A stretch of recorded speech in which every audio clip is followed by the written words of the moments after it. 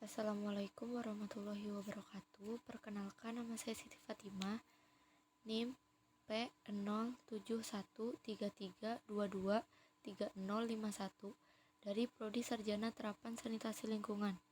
Di sini saya akan menjelaskan materi, yaitu materi sintaksis atau unsur-unsur dalam bahasa. Sintaksis.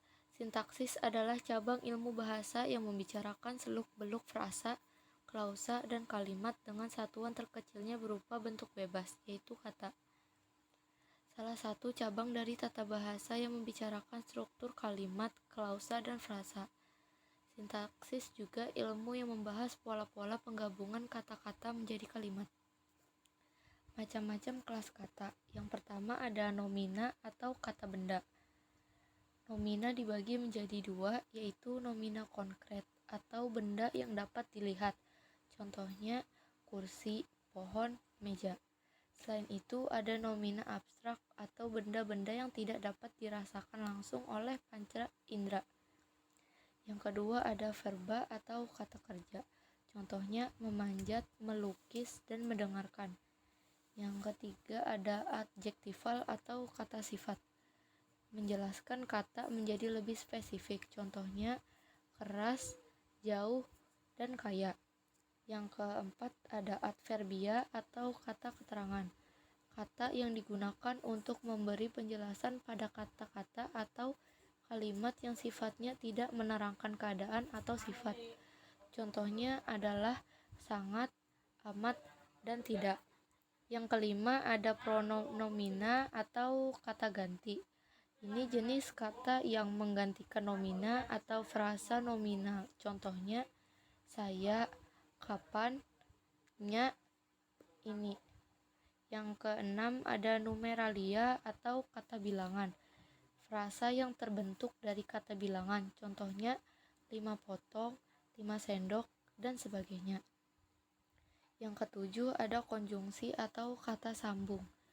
Contohnya ayah sedang pergi bekerja, ibu sedang pergi bekerja, menjadi ayah dan ibu sedang pergi bekerja.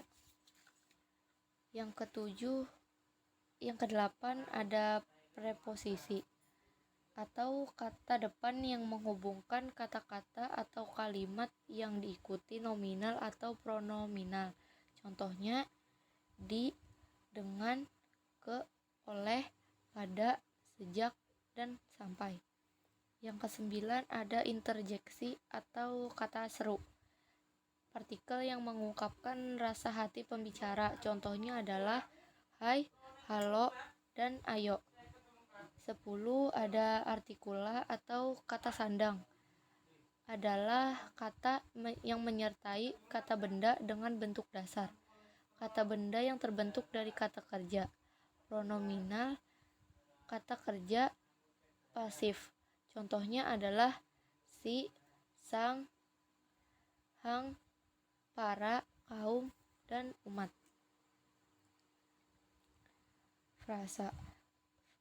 Satuan gramatik yang terdiri dari dua atau kata lebih yang tidak melampaui batas fungsi unsur klausa.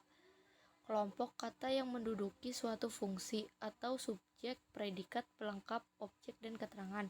Contohnya, teman adik saya baru tiba dari Jakarta. Jenis frasa yaitu 1. Frasa endosentrik atau frasa yang berdistribusi paralel dengan pusatnya. Contoh, teman baru tiba dari Jakarta.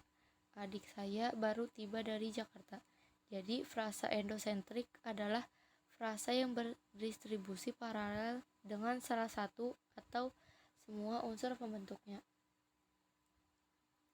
Frasa endosentrik dibagi menjadi 3 golongan, yaitu yang pertama ada frasa endosentrik koordinatif, yaitu frasa yang unsur-unsurnya setara dalam kalimat, dapat dihubungkan dengan kata dan atau tetapi, dan baik atau maupun. Contohnya suami istri dan belajar atau bekerja.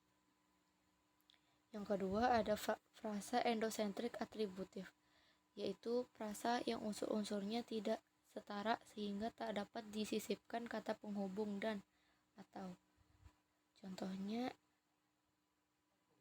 bapak ibu menjadi bapak dan ibu. Siang malam menjadi siang dan malam.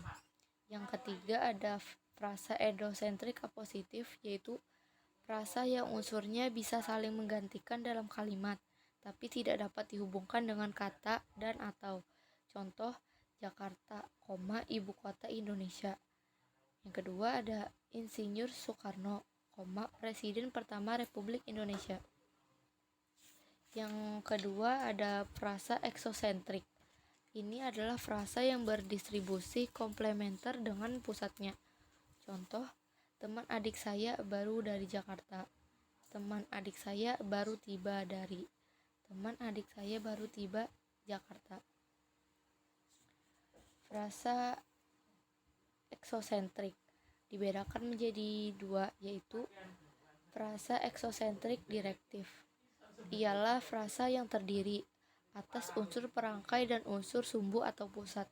Ini dibedakan menjadi tiga, yaitu yang pertama ada frasa eksosentrik direktif preposisional, atau frasa yang terdiri atas unsur preposisi dari, ke, pada, kepada, tentang sebagai perangkai dan unsur lain sebagai sumbunya. Contoh, ke kantor, dari Banjarmasin. Yang kedua, frasa eksosentrik direktif konjungtif, atau frasa yang terdiri atas unsur perangkai yang berupa konjungsi, karena, walaupun, jika, dan unsur lain sebagai sumbu. Contoh, karena sakit, walaupun sepi. Yang ketiga ada frasa eksosentrik direktif artikel, atau frasa yang terdiri atas unsur perangkai yang berupa artikel dan unsur lain sebagai sumbu. Contoh, sang pangeran yang maha kuasa. B. Ada frasa eksosentrik konektif. Ini adalah frasa yang salah satu unsurnya berupa kopula yang bertindak sebagai konektor dan berfungsi sebagai penghubung antara unsur sebelum dan sesudahnya. Contoh, yang pertama ada sebagai ketua, yang kedua adalah sebagai mahasiswa teladan. Selanjutnya ada kelas kata frasa. Yang pertama ada frasa nominal. Frasa nominal adalah frasa yang salah satu atau semua unsurnya berdistribusi sama dengan kata benda. Contohnya, Paman sering minum di kedai kopi. Paman sering minum di kedai. Yang kedua ada frasa verbal, atau frasa yang dibentuk dengan menggabungkan kata kerja dan sebagai pengganti kata kerja dalam suatu kalimat. Contohnya, Dadang sedang menulis makalah. Yang ketiga ada frasa adjektifal. Frasa adjektifal adalah frasa yang mengandung unsur kata sifat. Contohnya, sangat merdu, cantik nian.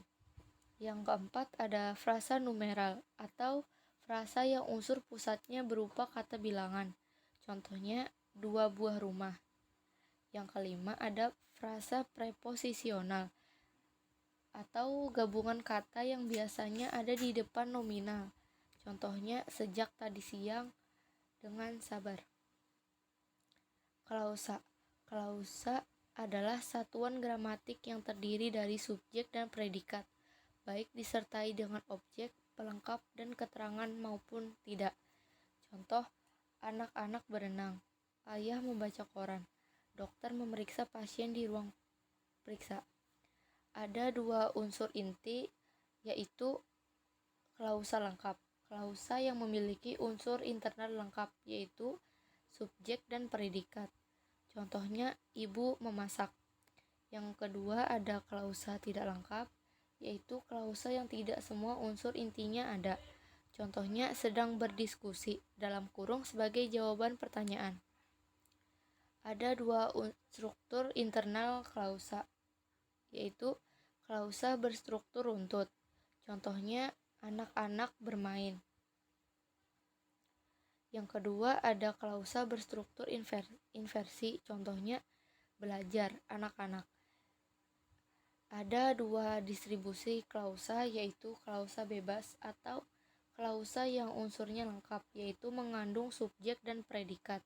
Contohnya, ayo membaca. Yang kedua ada klausa terikat atau klausa yang memiliki struktur yang tidak lengkap. Contohnya, jika tidak mengikuti ujian. Jadi kalimat tersebut stop di situ saja dan tidak ada lanjutannya.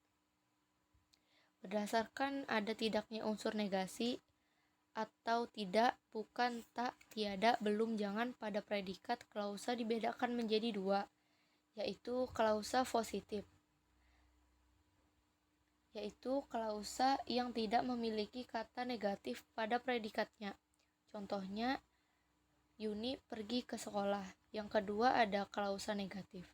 Klausa negatif yaitu klausa yang mempunyai kata negatif seperti tidak atau jangan.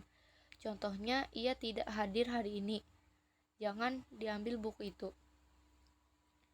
Berdasarkan kategori fungsi predikatnya, klausa dibedakan menjadi dua, yaitu klausa verbal.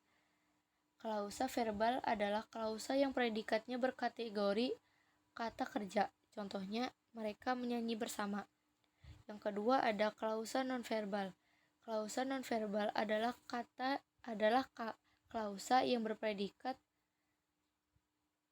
selain verba. Contohnya, orang tuanya pedagang. Itu termaksud nominal. Yang kedua, rumahnya sangat jauh, itu termaksud adjektifal. Mahasiswa di kelas ini 40, itu termaksud numeral. Boy di kampus, itu termaksud preposition. Struktur internal klausa verbal dapat dibedakan menjadi dua, yaitu klausa transitif atau kata kerjanya memerlukan objek. Contohnya, kakek menulis surat. Ibu membaca buku resep makanan. Yang kedua ada klausa intransitif atau kata kerjanya tidak memerlukan objek. Contohnya, burung-burung berterbangan di langit. Mereka sedang berada di luar negeri.